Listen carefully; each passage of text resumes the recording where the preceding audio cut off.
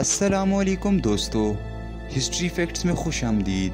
دوستو، آج ہم چنگیز خان کی ٹنگٹ کے خلاف مہم پر بات کریں گے۔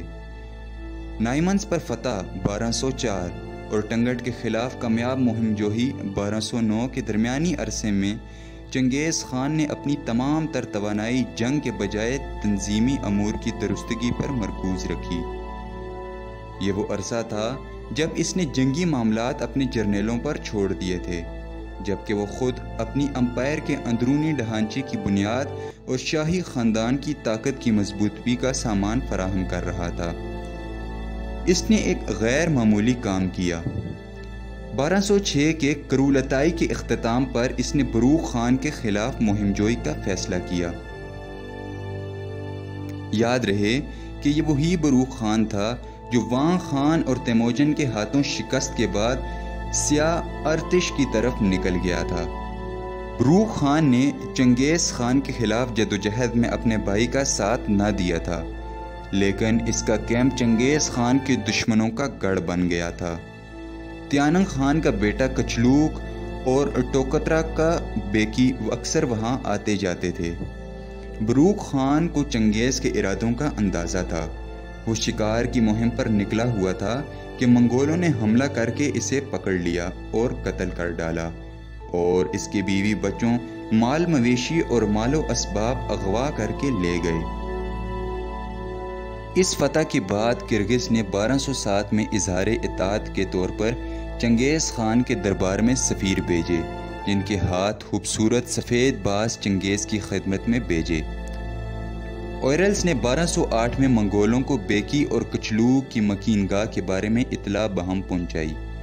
ان کی ملاقات منگول دستوں کی اگلی ٹولی سے اتفاقیہ طور پر ہوئی، جس سے ملٹس اور کچلوک کے خلاف ایکشن کے لیے بھیجا گیا تھا۔ اوئرلز نے انہیں دشمن کے ٹھکانے کی طرف رہنمائی فراہم کی، جو بیرک خان کے ہاں پناہ لیے ہوئے تھے۔ بیکی اور کچلوک منگول دستوں کو دیکھ کر حیران رہ گئے اور دریائے ارتش پر ان سے لڑائی کے لیے کمر کس لی۔ بیکی کو ایک اندھا تیر چاٹ گیا۔ اس کے بیٹوں کے پاس کوئی موقع نہ تھا کہ وہ اس کی لاش وہاں سے اٹھا کر لے جاتے یا اٹھا کر دفن کر دیتے، چنانچہ انہوں نے اس کا سر کاٹ لیا اور نائمن اور مرکٹ کی مشترکہ فوجوں کو واپس لوٹا دیا۔ بہت سے سپاہی ارتش دریا کو عبور کرتے ہوئے ڈوب گئے، جو بچے وہ جا بجا پھیل گئے۔ کچلوک کار اختائی کی طرف بھاگ گیا اور ملٹس اور بیکی کے بیٹے کچپکیش کے ساتھ مل گئے۔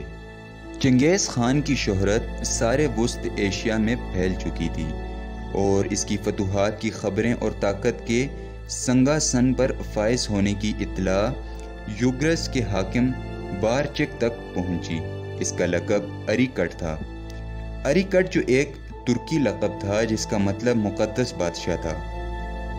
وہ کاری خطائی کو خراج ادا کرتا تھا اور باج گزاری کی اس قید سے رہائی چاہتا تھا۔ اسے امید تھی کہ انہیں چنگیز کی مدد میسر آ جائے گی۔ سام کے سال 1209 کے موسم بہار میں اریکٹ نے چنگیز کی طرف ایک سفارت بھیجی اور اسے ایگورز پر حکمرانی کی پیشکش کی۔ اگر آپ چنگیز خان ہماری حمایت کریں تو میں آپ کا 5واں بیٹا بن جاؤں گا اور اپنی تمام طاقت آپ کے قدموں میں رکھ دوں گا۔ چنگیز نے اس وفد کی گزارشات کو مثبت انداز میں سنا۔ وہ اپنی بیٹی التون کی شادی اریکٹ کے ساتھ کرنے پر تیار تھا، لیکن اس نے ایک شرط رکھی کہ اریکٹ بنفس نفس اس کے سامنے حاضر ہو۔ وہ اپنے ساتھ سونے چاندی اور سلک پر مبنی قیمتی تحائف لے کر آئے۔ بارچک کو چنگیز کے اس جواب پر رد عمل ظاہر کرنے کی کوئی جلدی نہ تھی۔ وہ انتظار کر رہا تھا کہ حالات کھل کر سامنے آ جائیں۔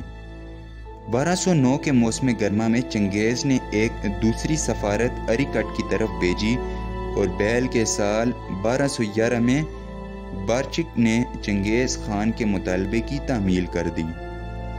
وہ خود چل کر خان کے سامنے حاضر ہوا اور ٹھنگٹ کے خلاف فتح پر مبنی مہم کے بعد کیرولن کے نزدیک خیمہ زن ہوا۔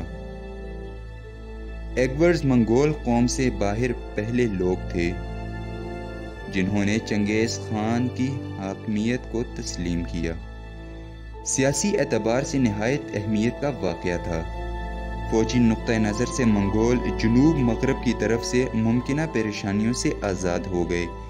اسی سال اری کٹ کے واقعے کے بعد کارلوک کے ارسلان نے چنگیز کی طرف ایسا ہی خراج تحسین بھیجا، جس کے جواب میں چنگیز نے اپنی ایک بیٹی کی شادی ارسلان سے کر دی۔ دوستو، آج کے لیے اتنا ہی۔ اگلی ایپیسوڈ میں ہم چنگیز خان کی ٹنگٹ کے خلاف جنگ کے بارے میں بات کریں گے۔ تب تک کے لیے اپنا خیال رکھیے گا۔ خدا حافظ۔